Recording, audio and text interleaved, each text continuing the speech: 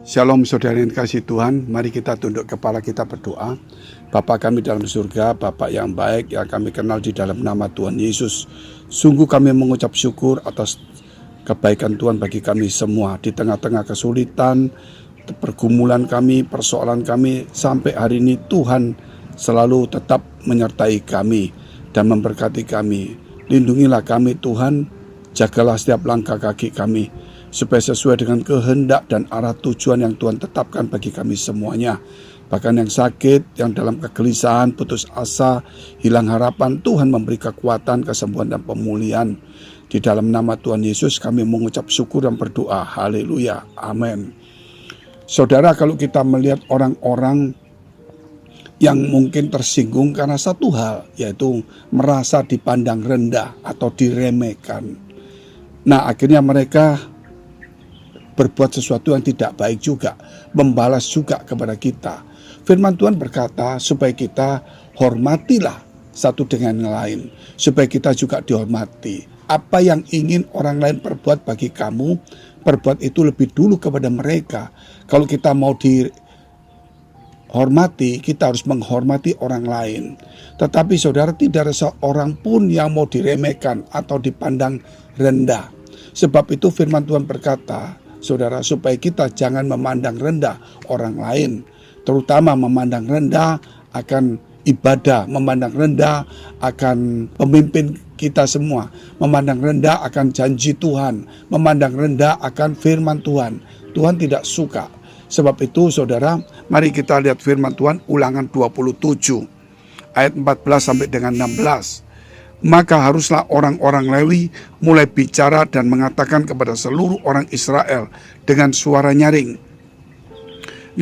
Terkutuklah orang yang membuat patung pahatan atau patung tuangan, suatu kekejian bagi Tuhan, buatan tangan seorang tukang dan yang mendirikannya dengan tersembunyi.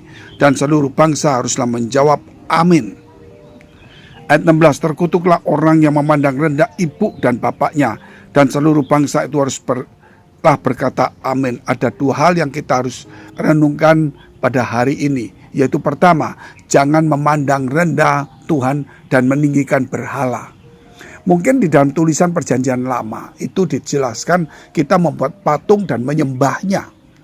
Tetapi saudara, perjanjian baru itu jelas sekali tidak berkata tentang membuat patung dan menyembahnya, tetapi berhala yang ada di dalam hati kita.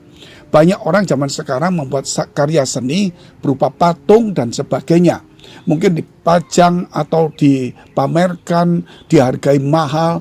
Nah, namun yang pasti saudara, bahwa jangan ada berhala yang ada di dalam hati kita.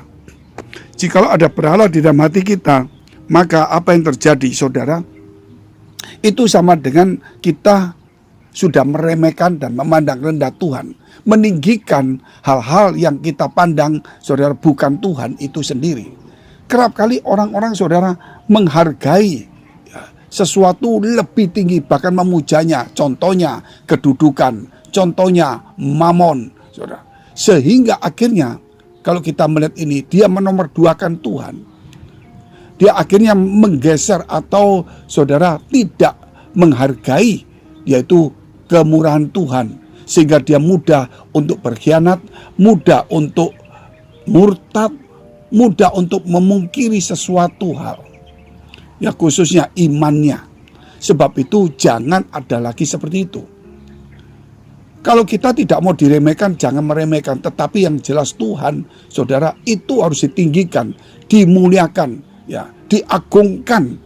Bukan hanya saudara direndahkan, diremehkan. Sebab itu kalau kita ke gereja, membaca firman Tuhan, kita mendengarkan firman Allah, siapapun pembicaranya, kita harus menghormati firman itu. Dan orang yang menyampaikan firman, sejauh mana firman itu sesuai dengan apa yang tertulis itu. Jikalau mau diubah-ubah memang tidak baik. Sebab itu saudara, orang-orang percaya ini jangan sampai merendahkan utusan-utusan Tuhan. Dan kemudian karena dia merasa kaya, mungkin dia merasa punya jabatan, mungkin dia merasa banyak berbuat sesuatu ke gereja atau orang itu, sehingga dia merendahkannya. Itu tidak boleh saudara. contoh-contoh orang Lewi. Orang Lewi tidak ada pekerjaan zaman dulu. Dari 12 suku hanya ada satu suku, namanya suku Lewi. Dia tidak boleh punya tanah, dia tidak boleh punya pekerjaan. Tetapi setiap suku harus memberikan 1/10 kepada Lewi. Dan dimanapun Lewi pergi, mereka dihormati. Mereka dihargai walaupun mereka tidak punya duit, tidak punya tanah, tidak punya harta. Bahkan mereka cuma hanya dikasih, saudara, uang tertentu untuk uang jalan, uang makan. Tapi tetap dihormati sebagai apa? Sebagai wakil Tuhan. Hal yang kedua kita mau melihat, yaitu jangan meremehkan, dikatakan firman Tuhan, ibu bapaknya. Yaitu dikatakan, terkutuklah orang yang memandang rendah ibu dan bapaknya. Dan seluruh bangsa itu haruslah berkata amin. Jadi dikatakan terkutuk. Tuhan tidak mau mengutuki kita, saudara. Tetapi jikalau kita berbuat sesuatu yang melanggar norma-norma, maka kutukan itu ada. Kutukan itu ada, yaitu awalnya karena manusia jatuh dalam dosa. Ketika manusia sebelum jatuh dalam dosa, tidak ada kutukan. Tuhan hanya memberikan satu, yaitu jangan memakan buah pengetahuan baik dan jahat. Ketika engkau makan, kamu akan mati. Itu, saudara, bukan dikutuk, tetapi itu mengandung satu hukuman. Ketika manusia mulai makan buah itu, hukuman itu terjadi, yaitu manusia dosa dan kutuk itu ada di bumi. Sehingga dikatakan tanah itu akan membuat kita berjerih lelah untuk menghasilkan sesuatunya. Juga seorang ibu akan melahirkan anak dengan sakit susah payahnya. Dan kutukan itu terjadi. Kenapa? Karena itu bagian daripada hukuman akibat melanggar sesuatu.